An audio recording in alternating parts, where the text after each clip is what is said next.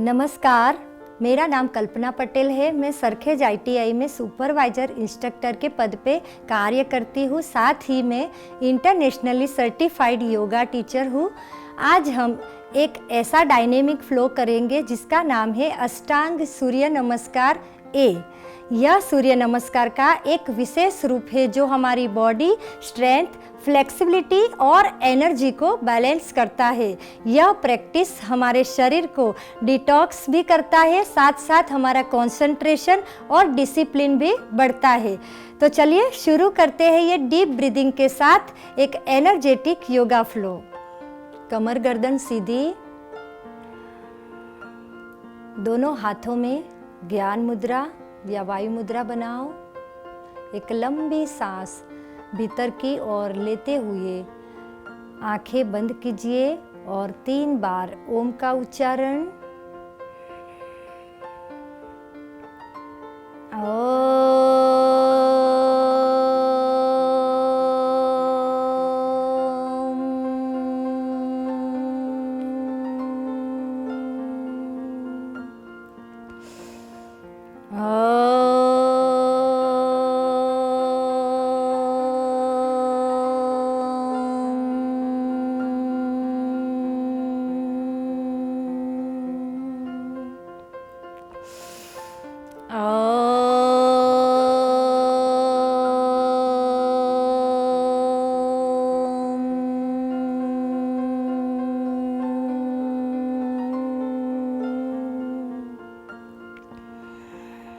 प्रार्थना करेंगे।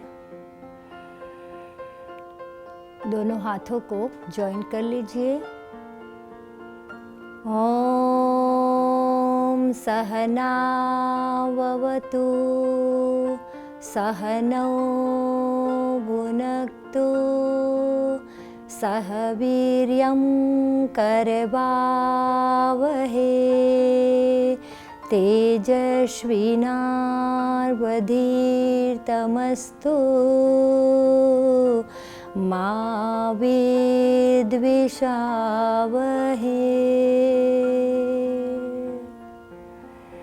दोनों हाथों को अच्छे से रब करिए, अपने चेहरे पे लगाइए, आंखों पे, फिर कोमलता से आंखों को खोलिए। अष्टांग योग यम, नियम, आसन, प्राणायाम, प्रत्याहार, धारणा, ध्यान और समाधि से पूरा अष्टांग योग कहलाता है। पर ये जो योग सीरीज़ है वो अष्टांग योग से प्रॉपर ब्रीदिंग के साथ जुड़ी हुई है। तो अगर आपने आगे वाले सेशन का अभ्यास किया है तो फिर आपको ये अभ्यास के लिए बॉडी आपका तैयार है तो आप कर सकते हो। अगर आपको कोई भी गंभीर बीमारी है या फिर BP हाई रहता है और बैक में कुछ पेन है या सर्जरी हुई है तो आपको ये सारे आसन नहीं करने हैं। जो हेल्दी है वो फिट है उनको ही ये अभ्यास करना है। तो चलो शुरू करते हैं अष्टांग सूर्य नमस्कार ए। वार्म अप से शुरू करेंगे। हमारे हाथ, पैर और बैक की स्ट्रेंथ होनी चाहिए ये आसन करने के लिए, इसलिए हम वार्म अप करेंगे। चलो शुरू करते हैं। दोनों हाथों को सामने ले आइए। स्टार्ट। 1 2 3 4 एंड 5। यहाँ से ही हाथ ऊपर लेंगे। 1 down, 2 down, 3 down, 4 down and 5 relax. Lock करेंगे। दोनों हाथों को ऊपर स्ट्रेच करेंगे। व्रिस्ट को लॉक करके ऊपर स्ट्रेच करना है और फिर left side 1 up and right side 2 3 4 and 5। ये हमने शोल्डर की एक्सरसाइज की। अब हम बैक एंड फॉरवर्ड का थोड़ा वार्म अप कर लेंगे। दोनों हाथों को ऐसे कमर पे रखते हुए ऊपर सांस भरो, ऊपर जाओ, ओके, और फिर सांस छोड़ते हुए नीचे 5 बार करेंगे हम। Inhale and exhale. Inhale and exhale. Inhale.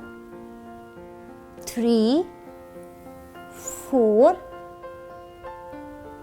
5 and relax. समस्थिति में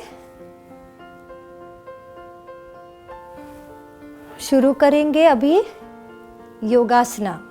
समस्थिति में खड़े रहेंगे और दोनों हाथों को प्रेयर में जोड़ना है। यहाँ पे सांसों को नॉर्मल ब्रीदिंग में रखना है, लेना है और छोड़ना है। ये आसन एक अटेंशन पोस्चर है। ऊर्ध्व हस्तासन, सांस लेते हुए दोनों हाथों को ऊपर उठाइए, गर्दन को लूज छोड़ दीजिए। इससे लंग्स एक्सपेंड होते हैं, अपर बैक और शोल्डर्स खुलते हैं। जिनको शोल्डर या नेक में इंजरी हुई है इनको नहीं करना है। थर्ड, उत्तानासन, सांस छोड़ते हुए झुकिए और पैरों के पास हाथ को रखिए। इससे डाइजेशन सुधरता है, एंजाइटी कम होती है। सीवियर बैक पेन है या वर्टिगो की समस्या है तो आपको नहीं करना है। अर्ध उत्तानासन, सिर को ऊपर की ओर लेना है और हाथ आपके जमीन पे टच रहेंगे।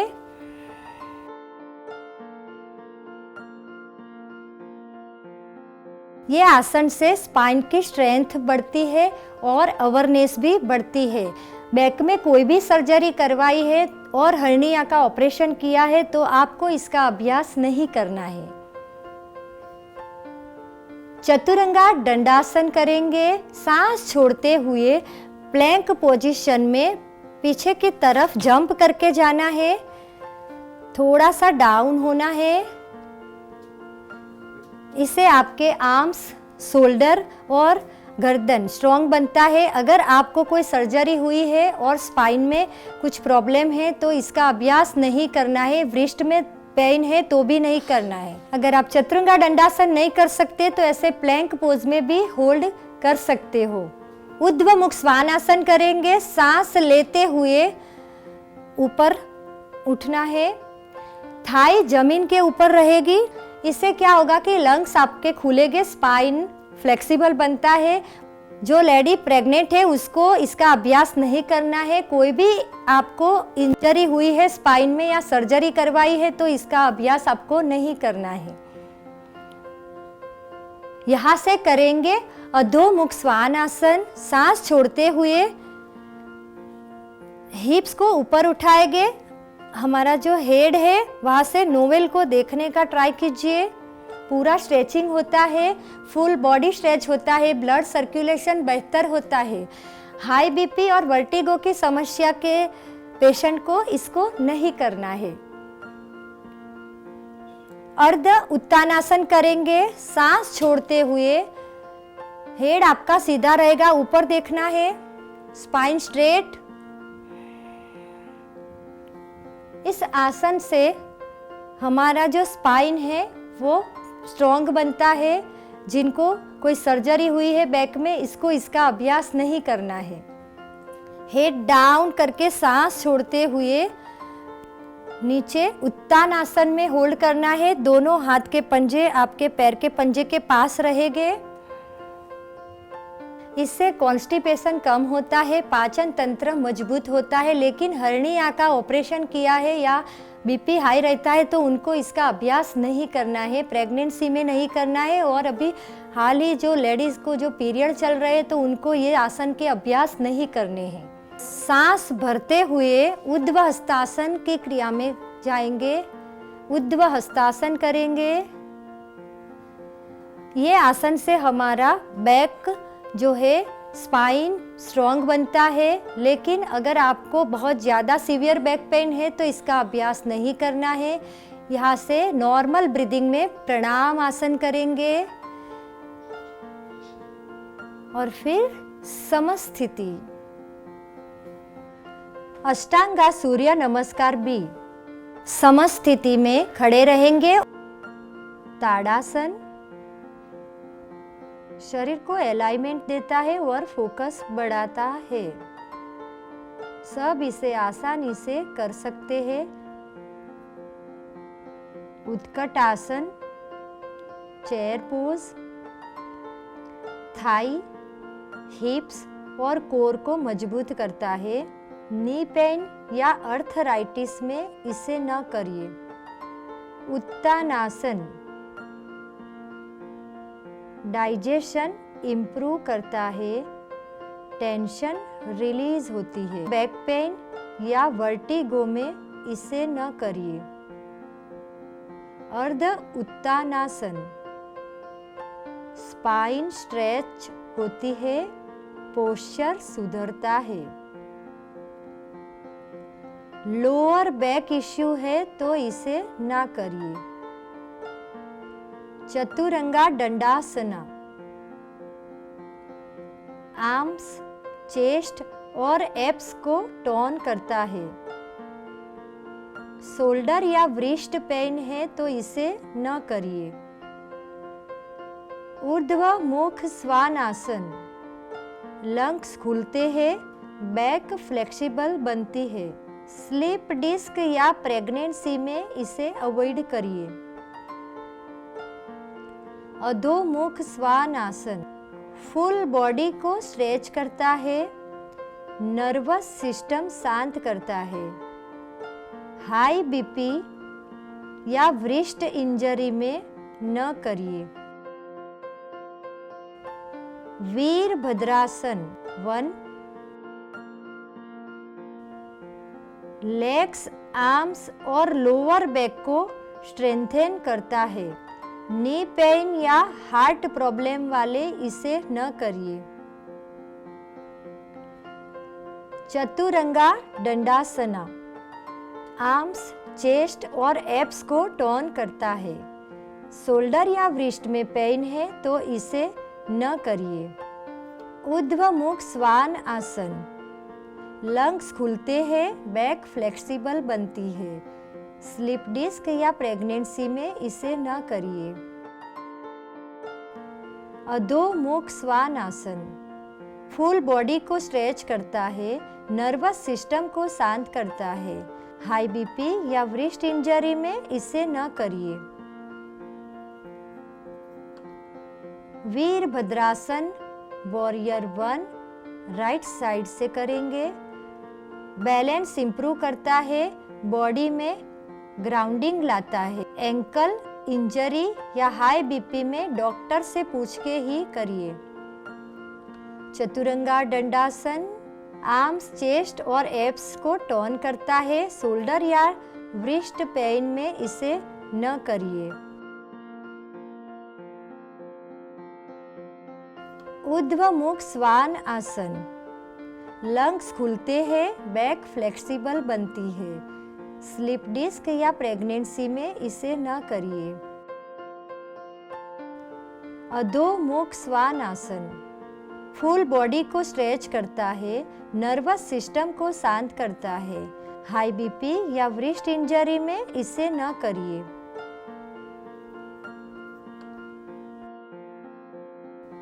अर्ध उत्तानासन स्पाइन स्ट्रेच होती है, पोस्चर सुधरता है। लोअर बैक इश्यू है तो इसे ना करिए। उत्तानासन डाइजेशन इंप्रूव करता है, टेंशन रिलीज होती है। बैक पेन या वर्टिगो में इसे न करिए। उत्कट आसन थाई, हिप्स और कोर को मजबूत करता है। नी पेन या अर्थराइटिस में इसे न करिए। ताड़ासन शरीर को अलाइनमेंट देता है, फोकस बढ़ाता है। सब इसे कर सकते हैं। समस्थिति अष्टांगा सूर्य नमस्कार भी। इसे एक और बार दोहराइए। समस्थिति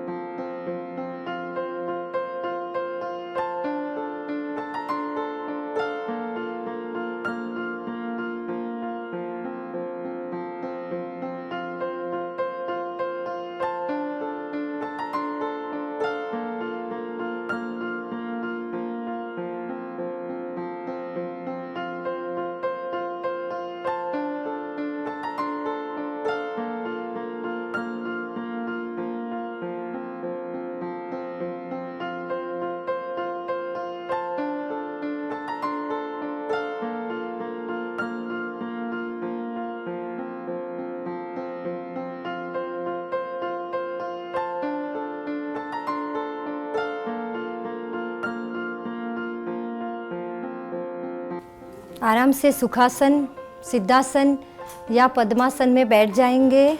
सांसों को नॉर्मल कीजिए।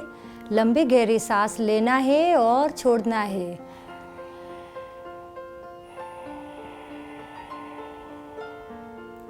फिर से एक लंबे गहरे सांस लेते हुए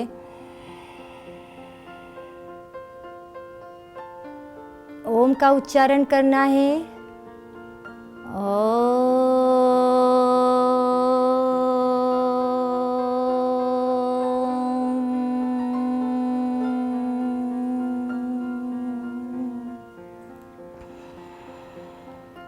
शांति पाठ करेंगे। Join your palm. ओम सर्वे भवन्तु सुखिनः, सर्वे सन्तु निरामया, सर्वे भद्राणि पश्यन्तु, मा कश्चित् दुःखभाग् भवेत्। ओम शांतिः शांतिः शांतिः। दोनों हाथों को अच्छे से रब कर लीजिए। पूरे शरीर पे लगाइए। फिर से एक बार दोनों हाथों को रब कीजिए। Touch your face and eyes. Gently open your eyes slowly, slowly. Relax and release. आज हमने अष्टांग सूर्य नमस्कार ए और बी की जो सीरीज़ है उसका अभ्यास किया है। ये पावरफुल और एकदम डायनेमिक प्रॉपर ब्रीदिंग के साथ किया है।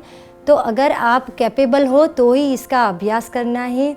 इसके अभ्यास से बॉडी के अंदर फ्लेक्सिबिलिटी और स्ट्रेंथ बढ़ेगी, साथ ही आपका माइंड भी पावरफुल होगा।